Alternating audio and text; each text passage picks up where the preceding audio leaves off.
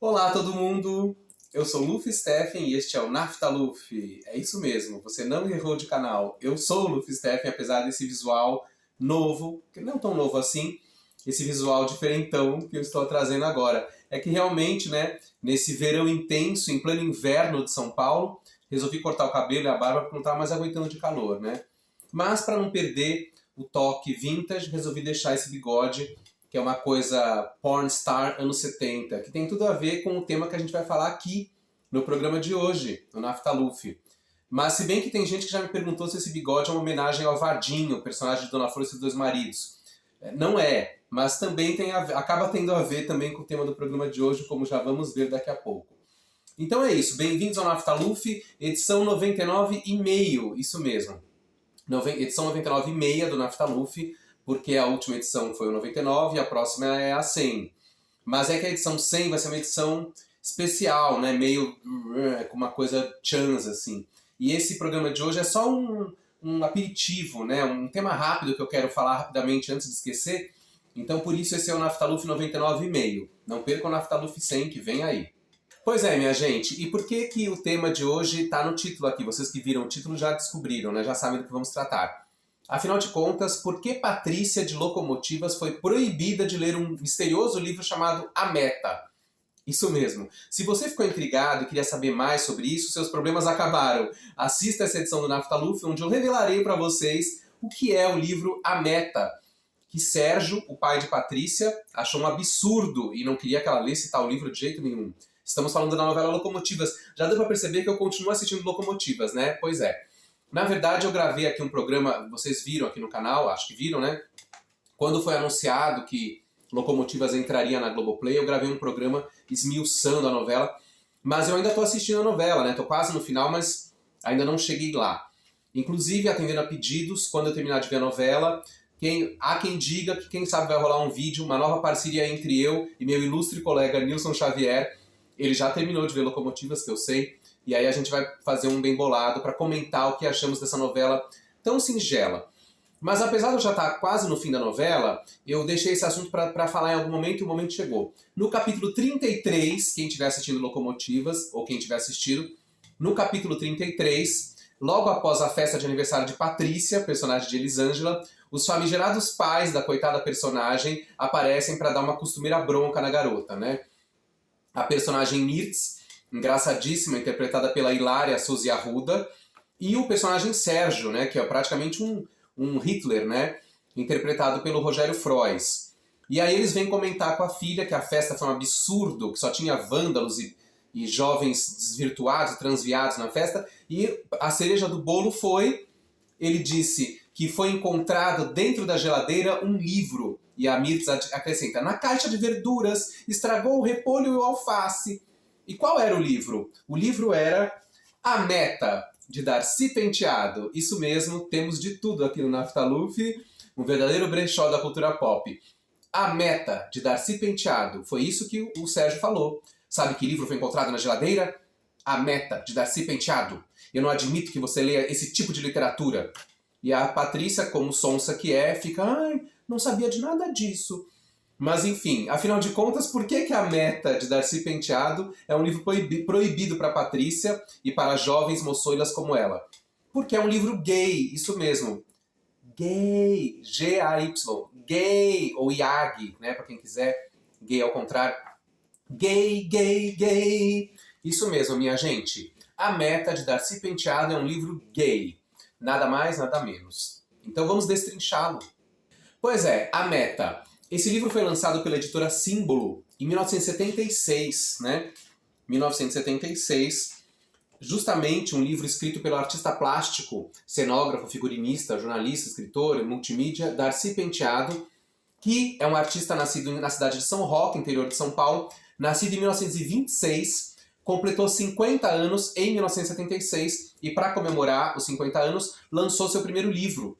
Depois viriam outros, né? Ele lançou outros livros, além de livros de contos e crônicas, como esse aqui, que é um livro de contos, lançou também alguns livros que são romances mesmo, né? Novelas em formato de livro.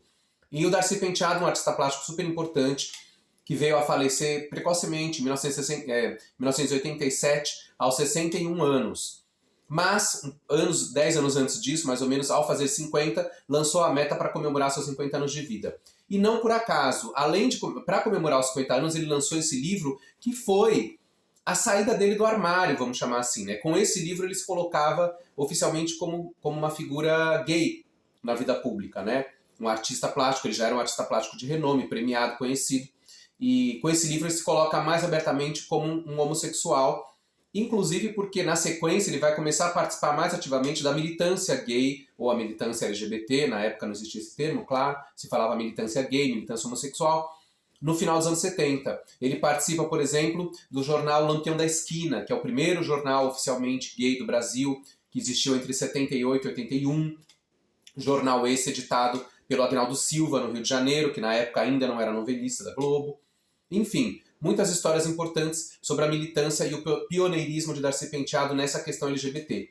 E no livro A Meta, ele se coloca abertamente dessa forma, o livro é colocado assim para o público, tanto que até no prefácio, assinado por Léo Gilson Ribeiro, que está aqui na contracapa, é comentada essa questão, né? O prefacista coloca aqui: Darcy Penteado ilumina detalhes do gueto a que a maioria gostaria que o homossexual fosse circunscrito.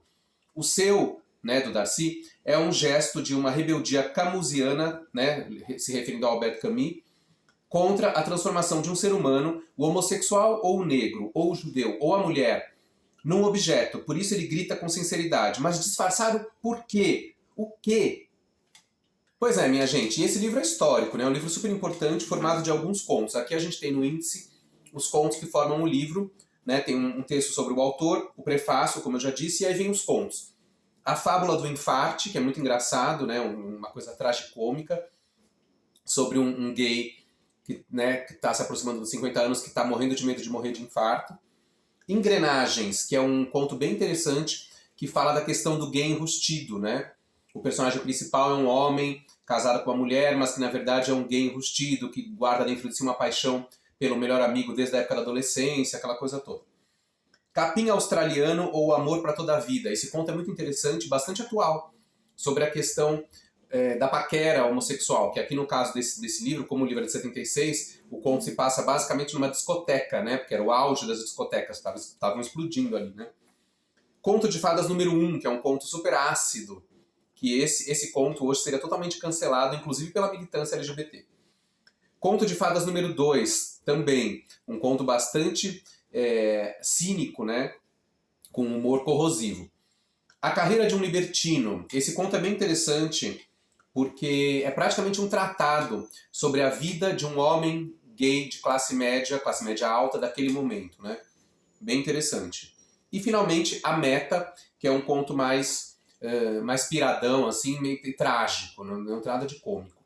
Enfim, eu tô falando tudo isso para vocês porque, coincidência ou não, quando eu vi no capítulo 33 a história do Sérgio mencionar o livro A Meta do Darcy Penteado, eu já estava com esse livro em mãos, justamente porque ele faz parte de uma pesquisa que eu tenho feito recentemente sobre alguns aspectos da literatura brasileira de temática homossexual, especificamente falando da questão gay masculina, né? E o Darcy já estava no meu radar, né? Eu já tinha lido esse livro há 10 anos atrás, emprestado de um amigo, e agora eu estou com uma outra edição, a mesma edição, mas um outro exemplar, e estou pesquisando esse livro. E aí quando eu me deparei com essa cena na novela, eu falei, gente, não é possível, né? Eu estou lendo o livro e de repente aparece o livro citado na novela. Olha a loucura, olha a sintonia. Pois é isso mesmo. Mas o livro é muito interessante, o trabalho do Darcy Penteado, além de ser um consagrado artista plástico, cenógrafo, figurinista, ilustrador, como escritor, como cronista, contista e romancista, ele também fez um trabalho belíssimo. Um trabalho muito importante que merece ser resgatado e imortalizado decentemente. Por isso que eu estou pesquisando. Quem sabe a gente tem novidades para breve, by Luffy Steffen, falando do trabalho do Darcy. Vamos aguardar. Agora a pergunta que não quer calar. Se o Sérgio, que é um personagem conservador, repressor, né, aquela coisa truculenta que ele tem na novela de reprimir a Patrícia a qualquer preço, por que ele considera A Meta de Darcy Penteado, como ele diz, um livro imoral, né, que ela não pode ler de jeito nenhum? Esse tipo de literatura, né? Claro, por quê? Porque o personagem provavelmente sabia que aquele livro, né, deve ter lido no jornal, que tal livro era um livro sobre temática gay, né? Então ele não quer que a Patrícia leia aquilo, que é uma coisa considerada subversiva, né? Uma coisa imoral, coisa de pervertido, transviado, entendido, aquela coisa toda, né, na cabeça dele. Agora, a minha pergunta é, por que o Cassiano Gabus Mendes, autor da novela, faz questão de colocar na boca do personagem esse livro? Por que ele faz isso? É claro que é uma piada interna, né? Fui pesquisar, não tenho bem certeza, mas eu acredito que Darcy Penteado e Cassiano Gabus Mendes eram amigos. Por quê? Porque o Darcy Penteado, além de ter feito cenografia e figurinos para teatro, que ele fez muito isso nos anos 50 e 60, ele também fez direção de arte para televisão, nos primórdios da televisão, na TV Tupi, onde trabalhava quem? Cassiano Gabus Mendes, na Tupi, foi o grande responsável pela teledramaturgia da Tupi, lá atrás, nos teleteatros, né, antes mesmo das novelas. O Cassiano Gabus Mendes sempre foi chegado no High Society paulistano, né? O Cassiano gosta dessa coisa dos ricos e famosos, né? Da noite paulistana. Então sempre foi um mote para o Cassiano. Tanto que a novela Beth Rockefeller, que o Cassiano idealizou, embora foi escrita pelo Braulio Pedroso, mas o Cassiano foi meio que o mentor da novela, era uma novela sobre isso, né? Sobre um personagem que é um picareta que tenta penetrar nesse High Society paulistano. Então esse tema do High Society paulistano sempre vai aparecer nas novelas paulistanas e até nas cariocas do Cassiano Gabus Mendes, né? Como a própria Locomotivas, que tangencia isso, mas depois principalmente nas novelas que ele faz ambientadas em São Paulo, como Plumas e Paetês, Elas por Elas, Tititi. Quando tem o mundo da moda, então, fica mais High Society ainda, né? Fica o jet set da alta costura, né? Como é o caso de Plumas e Paetês e Tititi. Mas enfim, então, provavelmente o Cassiano frequentava esse High Society, frequentava as boates da moda, a noite chique de São Paulo. Então provavelmente era amigo do Darcy também por isso, porque o Darcy também era frequentador disso. Tanto que no livro, vários contos onde ele ambienta nesse High Society, nesse mundo dos chiques e ricos de São Paulo, são quase autobiográficos os contos, né? Em muitos casos. Então tem a ver com a vivência do Darcy, com as experiências dele nesse ambiente, né?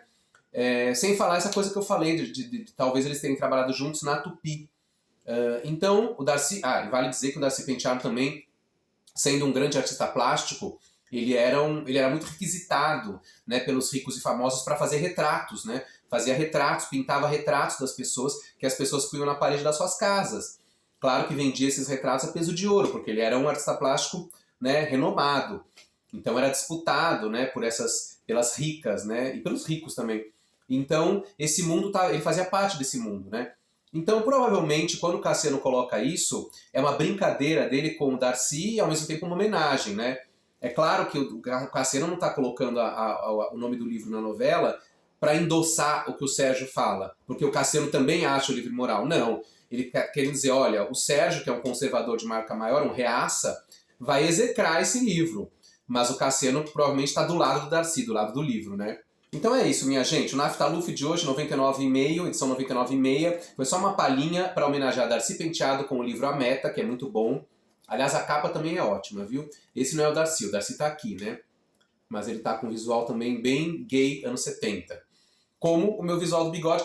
Por que falei que parecia o Vadinho, que podia ser o Vadinho? Porque o livro foi lançado em 76 e o filme Dona Flor e seus dois maridos também é de 76, né? A primeira versão. A segunda...